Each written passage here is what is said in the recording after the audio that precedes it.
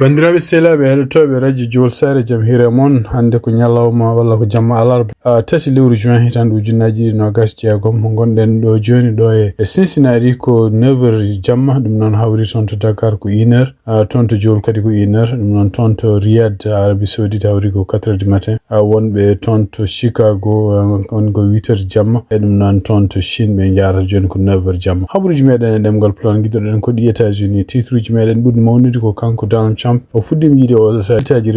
républicain fuɗɗiɓe vote contre makko ɗum noon ko caggal nde kuulal vota toon to suudu député pour dartinde guerre gonaɗo hakkude kamɓe États-Unis e Iran. Habaruji men ha ande toon to Washington en ɗamina hono kanko Donald Trump mawnoma e jamme hono lomtinde ministre député ko fate justice on Tate Blanche mawno ɗum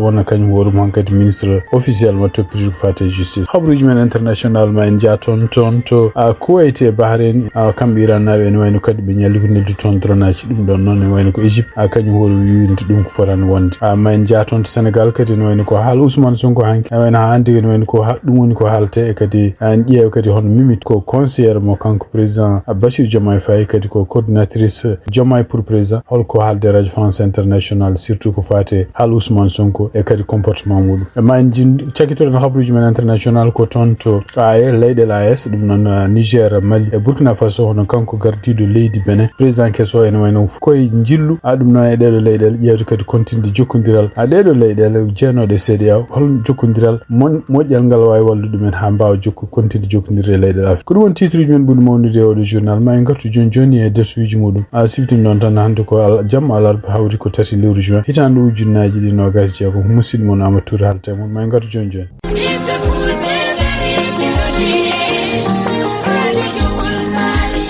Radio Jowol Sare International dole lingu gondia kono dole Radio Jowol Sare ko hettuyankoɓe mum Amérique Asie Océanie Europe Afrique no keɗo Radio Jowol Sare International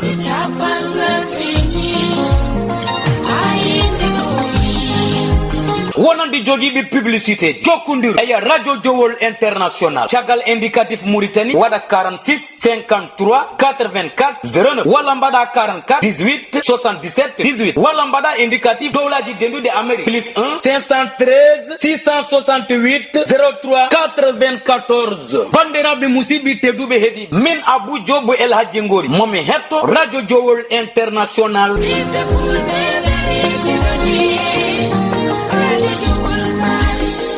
bandiraɓe selaɓe heɗotoɓe radio Jowol Sare jam hire mon toon to Washington hande yiyaman komɓe suudu député ji ɗum noon ko suudu représentant ji en wayno ɓe mbawi ƴeftude mbawi voɗo kadi ko caggal nde ɓe dañi républicain ji hakkene joye jante mabɓe kamɓe démocrate ɗum noon en wayno voɗo paasi jammande oɗo vote noon en wayno ko testude Donald Trump walla hullude Donald Trump en wayno oɗo sa joni ko risque mawɗo woni caggal nde kamɓe républicain ji puɗɗi yantude démocrate en salade gueɗe ɗe waɗata ɗe kanko Donald Trump ɗe ne jam he mbaɗi ko 215 neɗɗo mbi wonde ko alay sago guerre o darto e wonde ko alay sago kadi kanko Donald Trump doole makko ko fate déclare de guerre donc contre 200 mi jatoto e ne jeeya ɗe ɓeɗon 215 hono kanko représentant jeeyaɗo toon to Kentucky Thomas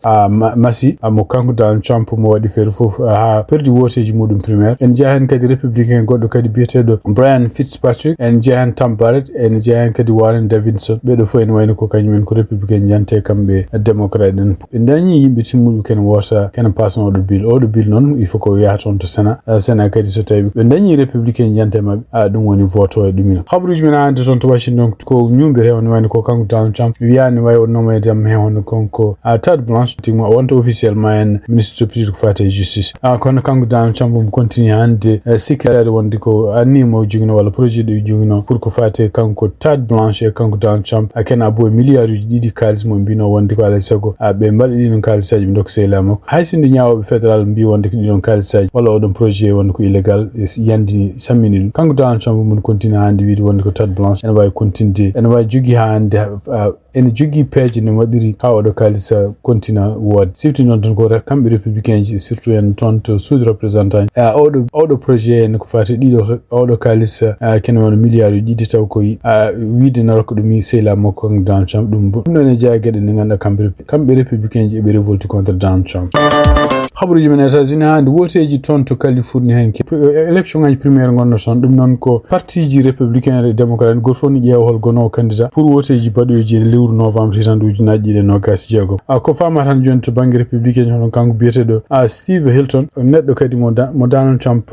subaki ani woni ko kanyum woni gardi républicain yodo sajun donc to bangi démocrate en ko kanko Javier Becerra dum non ko kanyum horu medi wonde ministre e laamuji ancien président Joe Biden en woni ko beedo de jaara ton ko toyre final résultat ji non hande en continue arde ton to Californie ko fate ton to maire Los Angeles hono kanko Karen Bass odo sajun en wayni ko damina ko kanko jogori yaade final pour fote Spencer Pratt nan ko républicain mo kanko Donald Trump jef kono non en damina so tay résultat ji ngasnani yaltude hawne ko kanko Karen Bass o yaakari woteji ko di novembre dum non ya contre démocrate goddo biyetedo Nitya Raman dum non ko biyata rano habruji men international tungna hande ko yalti ton CNN hono kam Israel nabe kam Liban nabe jabi odo sajuno dartinde hareji mabbe hakkunde mabbe non kadi en wayni ko hunde hesere yaltunde hande tungna hande ko halno en wayni ko kam Israel en wayni ko be nyeli ko bombodo ton to Liban ko tungna hande habruji gumiri ton to Washington e to Tel Aviv hono kambe Israel nabe kambe Liban nabe jabi dejinde jeyli hakkunde mabbe odo sajuno dum non ko condition ngaji kambe Hezbollah be nalta noldude bombuji ton to Israel kadi en wayni ko kala yimbe mabbe wonbe to bange worgo Liban wayni ko be yimbe fu be jaltina ton dum no fu non ko hunde nganda o anda ko tawi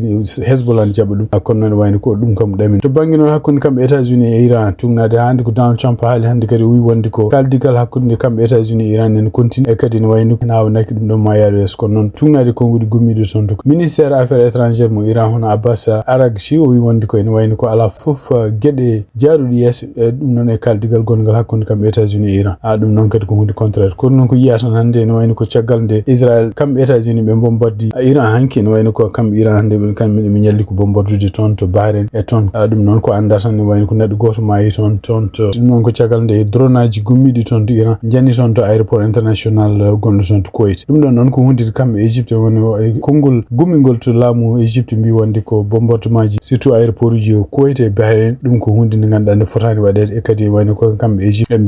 be kesditini en walno dal mabbe wonde ko region fof ayu dartin kala ko faate ko ken denya kala ko faate ken itta deejira wonde sonde dum non ko way wonde fo en wayni ko kambe Iran jaabol Egypte haso jaban dum directement mbi wonde donc Egypte ni de halde dum don foti halde ko États-Unis parce que États-Unis et Israël kanyum en goni attaque be kambe Iran ko way wonde fo en wayni ko attaque baddo son to Kuwait o wari na dum gos dum non ko aéroport international gondo son to Kuwait tonto Rosso Mauritanie tungnade kadi habruji gumdidi tonto Shams Maarif en wayni ko sukabe dido taw ko munyiraade mawniraado baddinde ton dum non ko caggal nde be baddinde kadi hono mawniraado huturi lebe en wayni fiisugo dum non ko gila e hoore ha e nder ha e reedu dum non en wayni ko sibabunde dedo gagnande kewde hono kanko munyiraado o maayi hen o donc en wayni ko journal Shams Maarif haalani non inde mabbe kambe kono non en wayni dum do kadi ko wadi ko tonto Rosso Mauritanie donc cambe hohobe laam dum non ko police nde be kalnande be ngari be mbawi nangude mawniraado odo sa joni ngon ko enquête holko addi ndedo hare ha kadi ni wonta ha fitin badni ha ko fitandu neddo yobe hen habruji men international hande tonto Benin on kanko president kesmo Benin odo sa joni woni ko jilluji makko hakkunde leydi Benin e leydi jeade AS dum non ko yiya hande hono kanko president Benin bietedo Wadagni o yehino o wayino fottude Ibrahima Traoré dum non ko hanki o yehin tonto Burkina Faso wawti kadi jokkondirde modum dum do fo non ko ngudi kadi jaltude tonto caggal nde be potinde wonde ko dum do ko hesdisinde jokkondiral gongal pongal wonde hakkunde kambe leydi Afrique e leydi AS hande nyalawma kadi o nyalli ko tonto Niger tonto Niger kadi wawi joddade hono général Abdraman Tiani dum do foko pour wawde hesdisinde tinde sellinde jokkondiral leydi Afrique fof no gorno siftindo non ko kanko Wadagni en woni ko kanko lomti hono Patrice Talon dum non ko caggal woteji bannodi ton ma won jonti didi joni Patrice Talon non e wayno ko tungnan hande ko anda hono kanko Wadagni politique mo wado fof en wayno ko copie hono Patrice Talon wadanno dum non ko continue jokkondirde leyde AS e leyde jenode CEDEAO bele kadi en wayno ko kosondiral kala ko faate jeego no continue wonde do Khabruj min international cektirden ko ton to Senegal ko siftindo don hono kanko Ousmane Sonko gondo joni gardiɗo Assemblée nationale ton to Senegal mais ko mennaɗo wonde kañum woro ɗum premier ministre ƴeftini konngudi hanki konngudi ñaɗɗi huccinde ɗum e Bachir Diomaye Faye e huccinde ɗum kadi e gouvernement kesonomaɗo toon mon kanko Ahmed Al Amin Lo mo ardi famede konngudi makko tan ko kanko Ousmane Sonko o haali gueɗe kewɗe ɗe ganduɗa o wi wonde ko kanko Bachir Diomaye Faye kalduno ɗum ɗum noon ko surtout yenna ko kanko hoore makko mo foti wontude candidat walla foti wontude président walla wiide Bachir Diomaye Faye janfi mom surtout yenna kanko jaɓani conseil aji makko pour gouvernement oɗo poɗɗo namede ko kanko foti ƴeftude décision ngaji holno nameteɗo hen walla surtout yenna kadi kanko hoore makko nde yalti e nder oɗon déclaration o wi wonde ko kala membre uji gonɗi e gouvernement oɗo e wiide makko o wi noon oɗo gouvernement kesonomaɗo ene wayno ko ala fof neɗɗo Pastef gonɗo hen ɗum noon kadi kanko Ousmane Sonko haalino hanki o wi wonde ko kala yimɓe wonɓe e gouvernement oɗo sa joni taw meeɗi wonde Pastef ene wayno ko kayitaji mum ceekama e kadi o haali mum haaluji bonɗi o haali kadi kanko Ousmane Sonko wi wonde ko so welama gueɗe ɗe o wela fof omo wawi bonnude oɗo gouvernement o sammin ɗum ɗo fof noon ko menace uji huccinde ɗum e non seulement e premier ministre kesso mais huccide ɗum e Bachir Diomaye Faye ɓe huccide ɗum fof e leydi Sénégal ko ɗum waɗi kanko Mimi Touré hande konngudi ɗi o haalde radio France International o wi wonde ko ene wayno ko Ousmane Sonko so haalani indi muɗum o wi wonde ko omo ɗamini wonde ko ene wayno ko Sénégal wonta e situation pour neɗɗo wawa hutorade gomuɗum woni walla organisation ɗum woni ɗum no institution aɗa koyno assemblée ni pour wawde wadde intérêt ji muɗum personnel o donc ene wayno ko kanko Mimi Touré o ɓeydi hen kadi o wi wonde ko en mbawa yimɓe mbawa kondide tan ñande fof nde gonno ɗon ene kawritini yimɓe e nder galle ɗum noon kadi ko haareji hakkude Ousmane Sonko e Bachir Diomaye Faye Mimi Touré kadi o ɓeydi hen o wi so tawi goto fof waɗi intérêt ji leydi yimɓe Sénégal naɓe intérêt ji leydi Sénégal fof waɗi ɗum yesso ene wayno ko ɗum ɗo ene wayno donc yimɓe dañata crise institutionnelle gonaɗo oɗo sa joni donc goto fof no foti joude rôle muɗum donc assemblée mabɓe national e wiide makko kanko Mimi Touré ene jogui rôle muɗum mo foti waɗde yimɓe ardiɓe leydi ndi ɗum noon ko wiyete exécutif ɓen ene jogui kañumen ligguey mumen yimɓe ñawoɓe kañum ene poti ene jogui liggueyaji mum o haali en yimɓe ñawoɓe kadi ane jaa en conseil constitutionnel ɓen fof ne poti wadde golle mumen e tugnade kadi e ƴewde kadi kala ko fati e luwaji leydi ndi so tawi ne respect ɗum ɗon noon ko jabodiral kadi kessal gargal hakkude kanko Mimi Touré kadi contre Ousmane Sonko Mimi Touré kadi wi wonde ko ɗum ɗo fof noon ngal ɗo jabodiral fof noon ari ko caggal nde kanko Ousmane Sonko e nder haalluji makko hankol nde o wino hen o wi wonde ko so tawi omo welanoma omo wawno yandinde gouvernement kesonomaɗo guila ñande waɗande janggo muɗum kono noon o wi wonde ene wawi so yandini oɗon gouvernement kadi omo wawi bloquede kala gouvernement ji kesi deftoji hen mais o wi wonde ko waɗata ɗum kono o wi wonde o ala oɗon jikko jogorani waɗde ɗum donc o wi o dogante ko kanko intérêt e yimɓe Sénégal ɗum ɗo fof noon ko jaabuli kanko Mimi Touré o jaabi ɗum ɗo fof noon ko haalluji Ousmane Sonko haalno hanki ko wawi wonde fof ɗiɗon haalluji kadi ene wayno ko ɗum woni hande ko yardete toon to Sénégal wonande yimɓe Sénégal naaɓe ko ɓuuri hewde e yiɗɓe wonde neutre walla hay ɓe gona neutre walla hay wonnoɓe Pastef jalti hen oɗo sa joni goni koye wiide wonde ko kanko Ousmane Sonko deke intérêt makko ko intérêt personnel kono noon wonande yimɓe kadi Pastef naɓe wi wonde ko